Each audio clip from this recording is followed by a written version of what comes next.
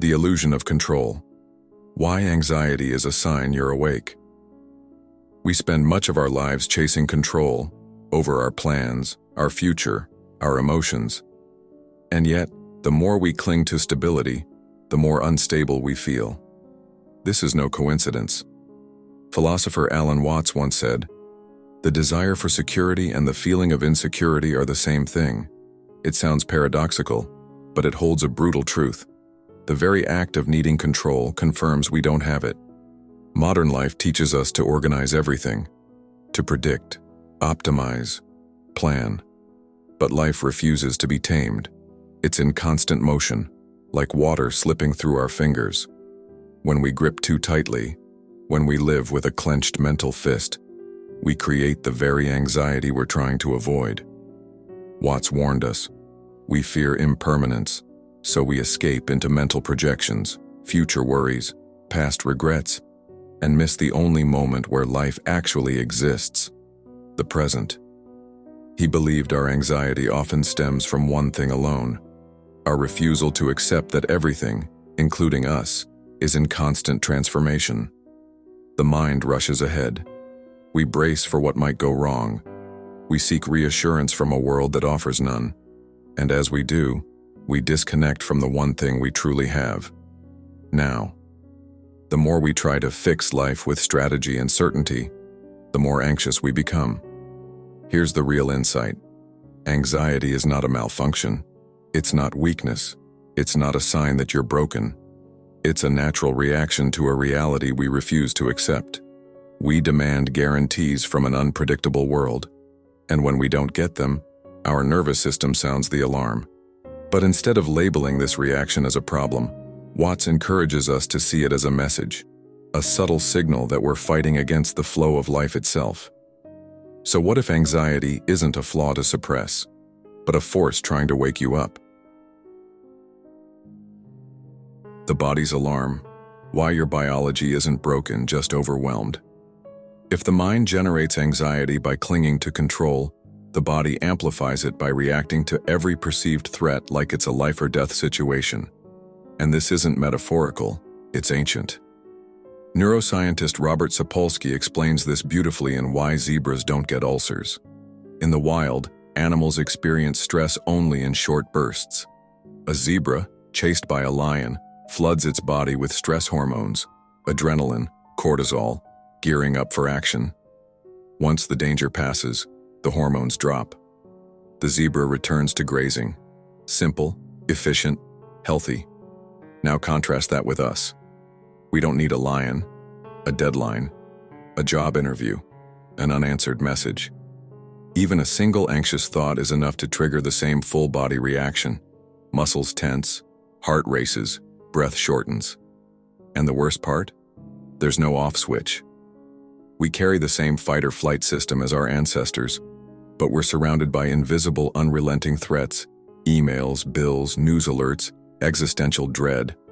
Our bodies are caught in an evolutionary mismatch. We're Stone Age creatures trying to survive in a digital age storm. As a result, the stress response, designed to save us, turns on us.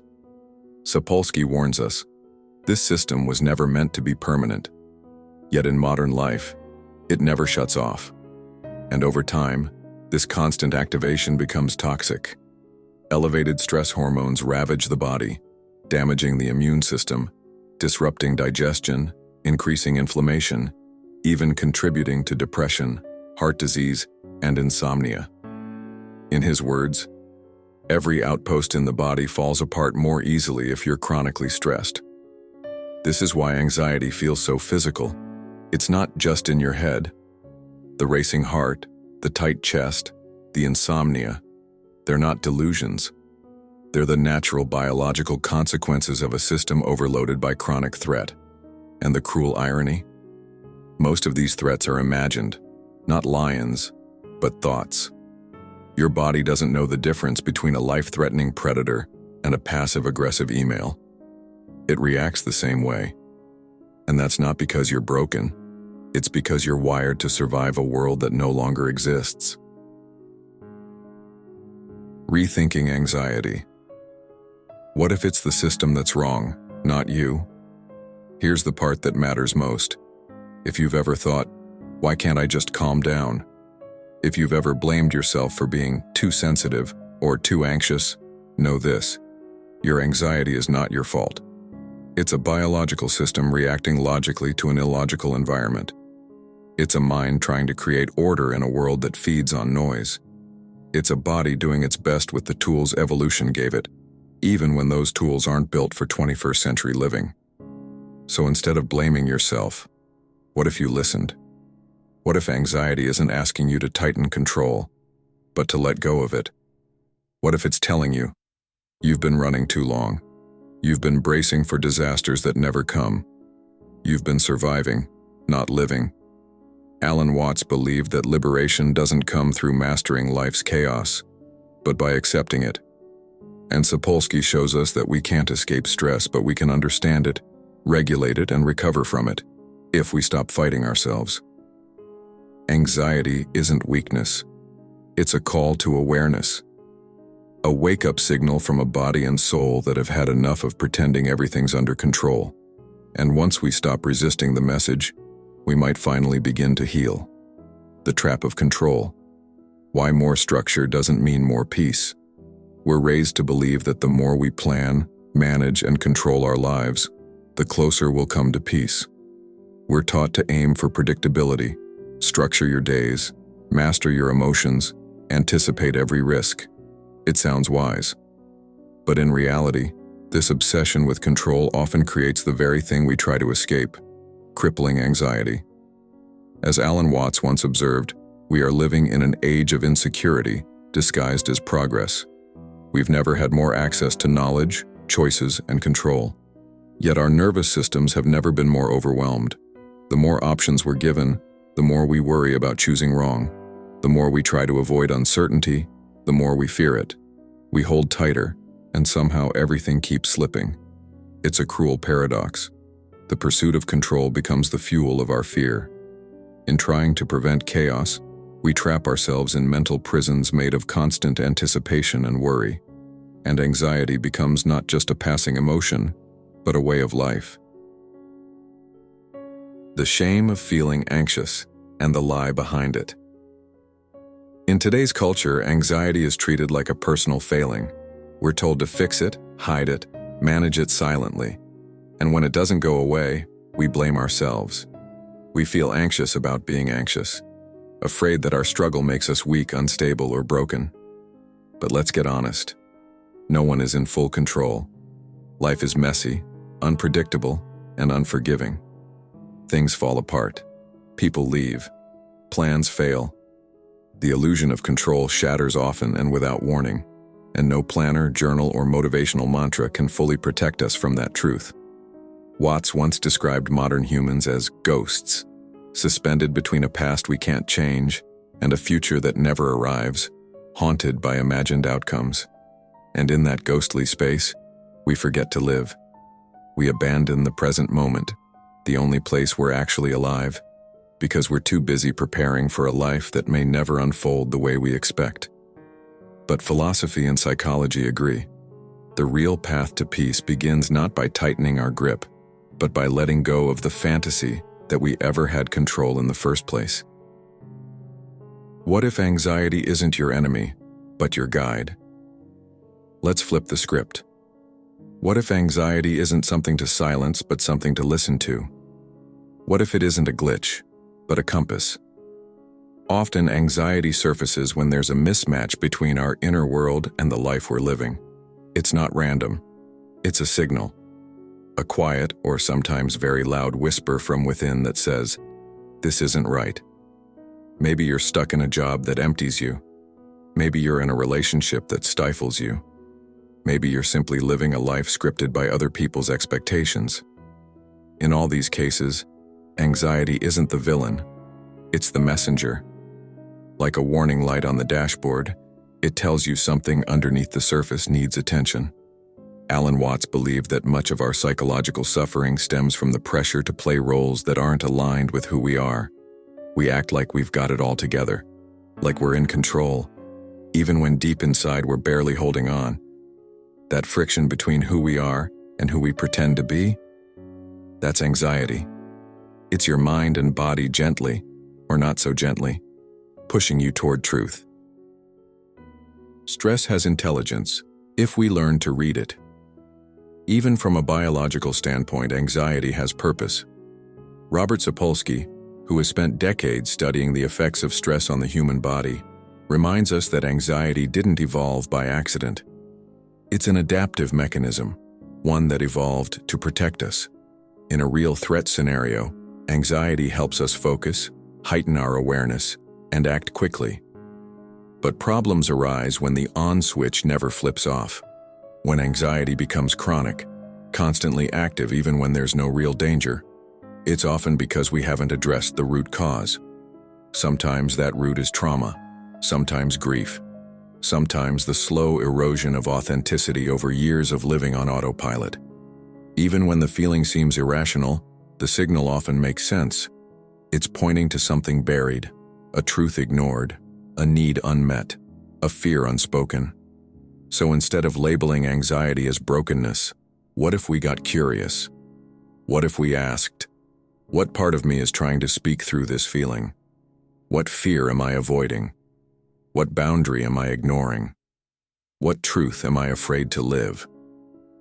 When you start asking those questions, the anxiety shifts. It becomes something more like a guide, a tough, honest friend showing you where something inside needs realignment. From dread to insight, what anxiety is trying to teach you.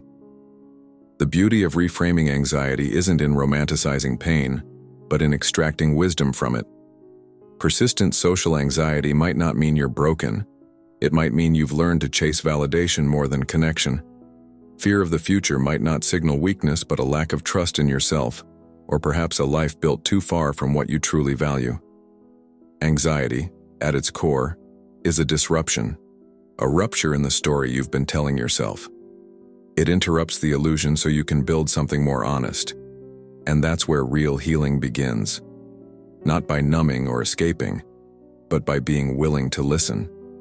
Because anxiety, when decoded, can offer clarity.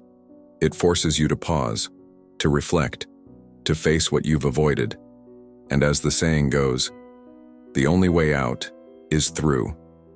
To move through anxiety, you must understand it. Sit with it. Learn its language. And what you'll often find is not destruction, but direction. Back to the body, back to now. Both Alan Watts and Robert Sapolsky, though from different disciplines, arrive at the same truth. The way out of anxiety is not through more thinking, but through returning to the body in the present moment. That sounds poetic, but it's also practical. Because anxiety thrives in the mind, in future worries, imagined catastrophes, mental loops. So to break that cycle, we must ground ourselves in the only reality that exists, right now. And often, the first step back is as simple as the breath. Slowing down, breathing deeply, especially extending your exhale. Why? Because this signals your nervous system that the threat is over, that you're not in danger, that you can relax. This kind of breathing doesn't just feel good, it literally changes your brain chemistry, lowering cortisol, calming your heart rate, softening muscle tension. It's like telling your anxious brain, you're safe now, you can rest. Movement, stillness, and the wisdom of presence. But it doesn't stop at breathing. Movement matters too. Not for weight loss or performance, but because anxiety is physical. It lives in your chest, your stomach, your limbs. It gets stuck in your shoulders, your jaw, your breath. When you walk, stretch, dance, or even just tense and relax your muscles, you allow your body to process what your mind cannot. Exercise literally helps clear out the stress chemicals that flood your system when you're overwhelmed.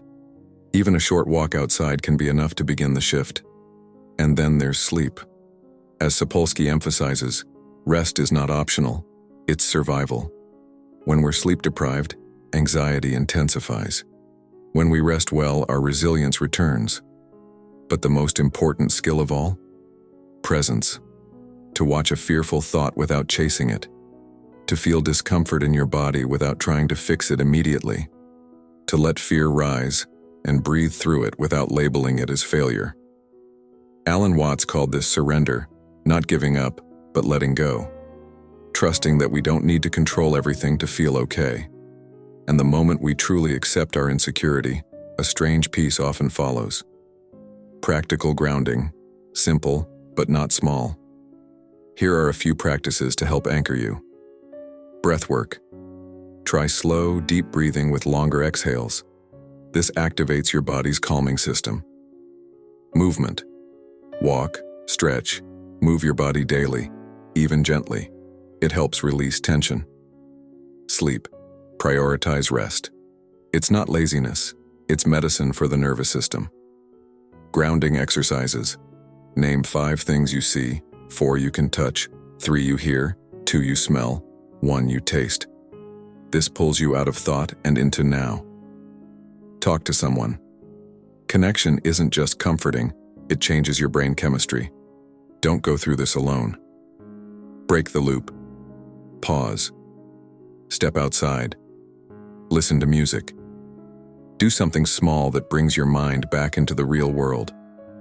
These tools aren't dramatic, but practiced consistently, they rewire your system. They teach your body what safety feels like again. They remind your brain it doesn't have to run from shadow after shadow. Clarity, not control. When we reframe anxiety, not as a flaw but as feedback, we free ourselves from shame. We begin to understand, anxiety means we're awake, sensitive, honest, aware of the tension between who we are and how we're living. In a world that pushes us to disconnect from our needs, feeling anxious might be a sign that we're still listening to ourselves. Alan Watts reminded us that trying to control everything is exactly what keeps us afraid. Sapolsky showed us that anxiety can be softened, not through force but through rhythm, breath, rest, and compassion. The truth is, life will always be uncertain. But that doesn't mean we can't find peace. It just means peace must come from inside, not from outcomes, but from clarity. If you've made it this far, then maybe something inside you already knows. You are not broken. You are not weak. You are not failing. You are simply alive, in a world that often forgets how to hold space for aliveness. Anxiety is not your enemy. It's your invitation to slow down, to reconnect, to get honest, to begin again. And that's not a curse. That's a gift. Let it guide you back to what matters most. Not perfection, not certainty, but presence. Welcome back.